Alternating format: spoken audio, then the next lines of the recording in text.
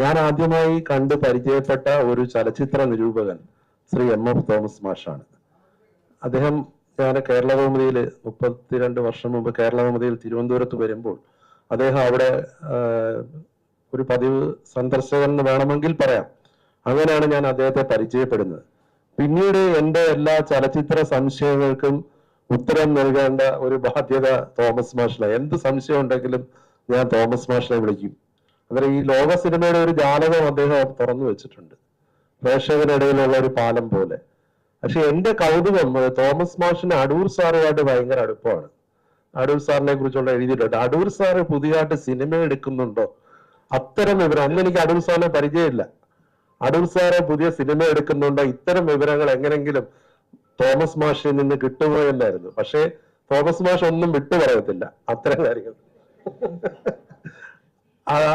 അങ്ങനെ ഇരിക്കുമ്പോ എന്നിട്ട് ഞാൻ ചോദിക്കും, അടൂർ സാറിനെ വിളിച്ചു കഴിഞ്ഞാൽ ഒന്ന് സംസാരിക്കാൻ പറ്റൂ? അത് നോക്കൂ, കുഴപ്പമൊന്നുമില്ല, നല്ല മനുഷ്യനാണെന്ന് പറയും. തോമസ് മാഷിന്റെ ഒരു പ്രത്യേകത എന്ന് പറഞ്ഞു കഴിഞ്ഞാൽ എന്തും വളരെ അടൂർ സാറ് സൂചിപ്പിച്ച പോലെ വളരെ സൗമ്യമായിട്ടാണ് എഴുതുന്നത്. മാത്രമല്ല സംസാരിക്കും. ഇത്രയും വിനയത്തോടെ നമ്മള് ഒരു ഉറുമ്പിനെ പോലും നോവിക്കാതാണ് അദ്ദേഹം നടക്കുന്നത് പോലും. പക്ഷെ സിനിമയുടെ ഈ ലാംഗ്വേജ്, ഇത് എഴുതുമ്പോൾ ഈ ലോക സിനിമയെ കുറിച്ച് എഴുതുന്ന ഇന്നത്തെ പോലെ നമുക്കൊന്നും മനസ്സിലാകാത്ത രീതിയിലല്ല, വളരെ ശക്തമായ ഭാഷയിൽ നമുക്ക് മനസ്സിലാകുന്ന രീതിയിൽ എന്നാൽ ലളിതമായിട്ട് എഴുതുമായിരുന്നു. അതൊക്കെ നമ്മൾ വളരെ ആവേശത്തോടെ വായിച്ചിട്ടുണ്ട്. അടൂർ സാറിന്റെ കാര്യം ഒരു കഥ, അതിവിടെ അത്രമാത്രം പ്രസക്തമാണെന്ന് അറിയത്തില്ല. ഞാൻ ആദ്യമേ അടൂർ സാറിനെ കണ്ട കാര്യം കൂടെ ഒന്ന് പറഞ്ഞേക്കാം. അന്ന് ഞാൻ തിരുവനന്തപുരം ബ്യൂറോ ജോലി ചെയ്യുമ്പോഴാണ് കഥാപുരുഷൻ എന്നുള്ള സിനിമ അനൗൺസ്. 25 വർഷം മുമ്പാണ്, 95-ലാണ്, 30 വർഷം മുമ്പാണ്. അങ്ങനെ അന്ന് ഞങ്ങളുടെ ബ്യൂറോ ചീഫ് ആയിരുന്ന BC ജോജോ, അദ്ദേഹം ഇപ്പോൾ ഇല്ല, മരിച്ചുപോയി. ജോജോ അടൂർ സാറിനെ വിളിച്ചിട്ട് പറഞ്ഞു, ഇങ്ങനെ ഒരു ഞായറാഴ്ചയാണ്, ഒരു സിനിമ പുതിയതായിട്ട് വരികയാണല്ലോ, അതിനെ കുറിച്ചൊന്ന് സംസാരിക്കാം.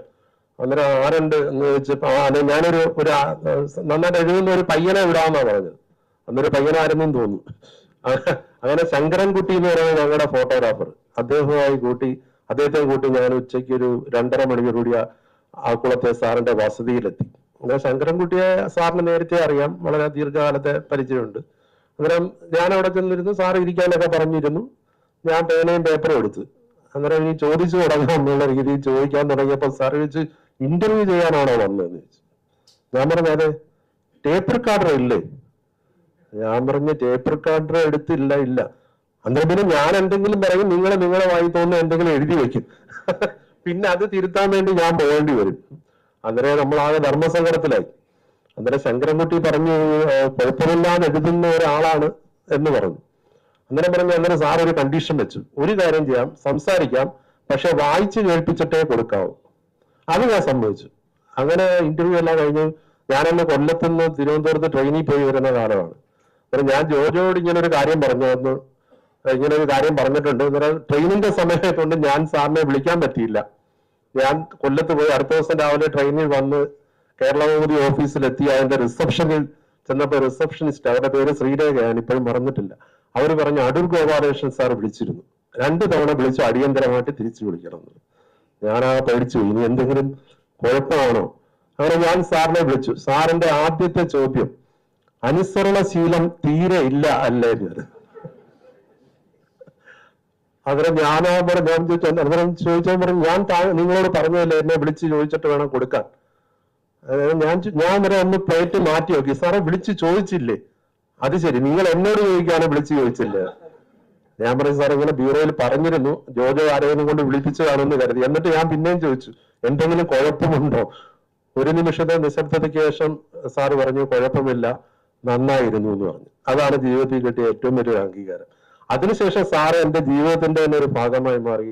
എന്റെ വീട്ടിലെ ഒരു മുതിർന്ന കാരണവരെ പോലെ എനിക്ക് എപ്പോഴും സമീപിക്കാവുന്ന, ഒരു പേനയും പേപ്പറും ഇല്ലാതെ സംസാരിക്കാവുന്ന ആ ഒരു അടുപ്പത്തിലേക്ക് വന്നു. അന്ന് എം.എഫ്. തോമസ് മാഷാണ് എപ്പോഴും അടൂർ സാറിനെ കുറിച്ചുള്ള വിവരങ്ങൾ പറഞ്ഞു. സാറെ നിങ്ങൾ ഉദ്ദേശിക്കുന്ന ആളല്ല, വളരെ സരസനും. അത് പിന്നീട് എനിക്ക് അത് പിന്നെ എപ്പോഴും അത് നമുക്ക് മനസ്സിലായി. കാരണം എം.എഫ്. തോമസ് സാറിന്റെ കാലത്തെ നിരൂപണവും ഇന്നത്തെ നിരൂപണവും, ഇപ്പൊ ഞാൻ ഇങ്ങോട്ട് കയറി വരുമ്പോൾ വിനു അബ്രഹാം നിരൂപണത്തിന്റെ കാര്യത്തെ കുറിച്ച് പറയുന്നുണ്ടായിരുന്നു. പക്ഷെ വളരെ സത്യമാണ് അത്. കാരണം ഇന്ന് നിരൂപണം മലയാള പത്രപ്രവർത്തനത്തിൽ ഞാൻ ആ പത്രങ്ങളിൽ ജോലി ചെയ്യുന്ന ഒരാളാണ്. പക്ഷെ മലയാള പത്രപ്രവർത്തനത്തിൽ ഇന്ന് നിരൂപണത്തിന് പ്രസക്തിയില്ല. കാരണം മാർക്കറ്റിംഗ് ടീം എന്ന് മേൽക്കൈ നേടിയോ പത്രങ്ങളിൽ, അവര് പറയുന്നത് ഇപ്പൊ നിരൂപണം കൊടുക്കണം എന്നുണ്ടെങ്കിൽ പരസ്യം തരുമ്പോ കൊടുക്കേണ്ട നിരൂപണം ഒന്നുകിൽ അവർ തന്നെ എഴുതി തരും. അതാണ് ഇന്നത്തെ നിരൂപണം. അത് വളരെ ഒരു ദയനീയമായ കാഴ്ചയാണ്. അത് പത്രപ്രവർത്തനത്തിൽ രംഗത്തുണ്ടായ അല്ലെങ്കിൽ നിരൂപണ സാഹിത്യത്തിൽ ഉണ്ടായിട്ടുള്ള നല്ല രീതിയിൽ എഴുതുന്നവർ എന്തുകൊണ്ട് നിശബ്ദരായി എന്ന് ചോദിച്ചാൽ അതിന് ഒരു കാരണം ഈ ഒരു മാർക്കറ്റ് ഓറിയന്റഡ് ജേർണലിസം വന്നു. അപ്പോൾ പത്രപ്രവർത്തനത്തിൽ പരസ്യത്തിന് പ്രാധാന്യം വന്നു. വലിയ സിനിമയുടെ പരസ്യം വേണമെങ്കിൽ ആ സിനിമയെ കുറിച്ച് നേരത്തെ തന്നെ ഇപ്പോൾ അതിന് ടെലിവിഷൻ ചാനലിലൊക്കെ പ്രൊമോഷണൽ വീഡിയോ ചെയ്യണമെന്ന് പറയുന്ന പോലെ നേരത്തെ അവരെ കുറിച്ച് എഴുതുക, അതിൽ അഭിനയിക്കുന്നവരെ കുറിച്ച് എഴുതുക, സംവിധായകരെ കുറിച്ച് എഴുതുക, എല്ലാം നല്ല വാക്കുകൾ മാത്രം. കോഴിക്കോട് തന്നെ നമ്മുടെ സഹപ്രവർത്തകനായിരുന്ന ഒരു പത്രപ്രവർത്തക സുഹൃത്തിന് അദ്ദേഹം യുവ എന്ന് പറയാൻ പറ്റില്ല, മലയാളത്തിലെ ഒരു ശ്രദ്ധേയനായ സംവിധായകന്റെ സിനിമയെ കുറിച്ച് 1-2 വരികൾ എഴുതിപ്പോയി. അവർ വലിയ സുഹൃത്തുക്കളായിരുന്നു. പക്ഷെ മാനേജ്മെന്റിനെ കൊണ്ട് ഇടപെട്ട് മാറ്റിച്ചു. അയാൾ ആ ജോലി ചുമതലയെന്ന്, ഒരു വാരികയുടെ ചുമതലയെന്ന്. അങ്ങനെയുള്ള സംഭവങ്ങൾ വരെ ഉണ്ടാകുന്ന ഒരു കാലത്ത് ചലച്ചിത്ര നിരൂപണം നമ്മുടെ ഭാഷയിൽ നശിച്ചു പോയിട്ടുണ്ടെങ്കിൽ അതിന്റെ ഉത്തരവാദികൾ മാധ്യമങ്ങളാണ്, ചലച്ചിത്ര നിരൂപകരല്ല എന്ന് പറയാൻ ഞാൻ ആഗ്രഹിക്കുന്നു. അപ്പൊ അവിടെയൊക്കെയാണ് എം.എഫ്. തോമസ് മാഷിനെ പോലുള്ള ഒരു വലിയ നിരൂപകൻ. അദ്ദേഹത്തെ ഇവിടെ എനിക്ക് തോന്നുന്നു ഇപ്പൊ ഈ വേദിയിലെ അടൂർ സാർ അദ്ദേഹത്തിന്റെ ചിരകാല സുഹൃത്തു കൂടിയാണ് ആദരിച്ചപ്പോൾ ഇന്ത്യൻ സിനിമയാണ് യഥാർത്ഥത്തിൽ എം.എഫ്. തോമസ് മാഷിനെ ആദരിച്ചത്. പക്ഷെ എന്നാൽ കേരളം എത്രമാത്രം അദ്ദേഹത്തെ വലിയ രീതിയിൽ ആദരിച്ചിട്ടുണ്ടോ എന്ന് ചോദിച്ചാൽ എനിക്ക് അതിന് മറുപടിയില്ല. വലിയ ആദരവ് അറിയിക്കുന്ന, വലിയ അംഗീകാരങ്ങൾ കിട്ടേണ്ട ഒരു വ്യക്തിയാണ്. പക്ഷെ എഴുത്തിലൂടെ അംഗീകാരം നമ്മളെ പോലുള്ള അല്ലെങ്കിൽ അദ്ദേഹത്തെ വായിക്കുന്ന ആൾക്കാരുടെ മനസ്സിൽ അത് എന്നും നേടിയിട്ടുണ്ട്. ഈ 80ാമത്തെ വയസ്സിൽ അദ്ദേഹത്തിന് ഇവിടെ എല്ലാവരും ആശംസിച്ച പോലെ കൂടുതൽ എഴുതാനുള്ള പ്രേരണ ഉണ്ടാവട്ടെ. എല്ലാ ആയുരാരോഗ്യ സൗഖ്യങ്ങളും നേരുന്നു. എന്നെ കുറിച്ച് ഷിറാസ് ഖാൻ പറഞ്ഞ നല്ല വാക്കുകൾക്ക് നന്ദി. അതിൽ അദ്ദേഹം കഴകം എന്നുള്ള സിനിമയുടെ വിവാദത്തെ കുറിച്ച് പറഞ്ഞു. വിവാദങ്ങൾ ആരും ഓർക്കുന്നു ഇപ്പോൾ, എത്രയോ വർഷം മുമ്പ്. പക്ഷെ എനിക്ക് ആ വിവാദത്തിലൂടെ കിട്ടിയത് ഏറ്റവും നല്ല സുഹൃത്തായ ശ്രീ സുകുമാരൻ നായരെയാണ്. അത് ആ വിവാദം ശരിക്കും അന്ന് ഈ ഒരു ജൂറി, മലയാറ്റൂർ രാമകൃഷ്ണൻ അധ്യക്ഷനായിട്ടുള്ള ചലച്ചിത്ര ജൂറി അവാർഡ് പ്രഖ്യാപിച്ചപ്പോൾ കഴകത്തിലായിരുന്നു മികച്ച ചിത്രത്തിനുള്ള അവാർഡ്. അന്ന് അതിനെ തെള്ളി അതിനെ ഒരു ജൂറി അംഗം പറഞ്ഞപ്പോൾ പത്രപ്രവർത്തകന്റെ കൗതുകം, അരമണിക്കൂർ അവാർഡ് പ്രഖ്യാപിച്ച് അരമണിക്കൂറിനുള്ള ജൂറി അംഗം അവാർഡ് തള്ളി പറഞ്ഞു.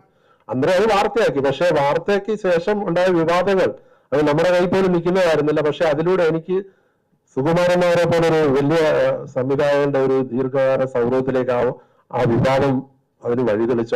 അത് ഓർക്കുമ്പോൾ ഞാൻ ആ വിവാദമല്ല ഓർക്കുന്നത്, സുകുമാരൻ നായർ എന്ന സുഹൃത്തിനെയാണ് ഓർക്കുന്നത്.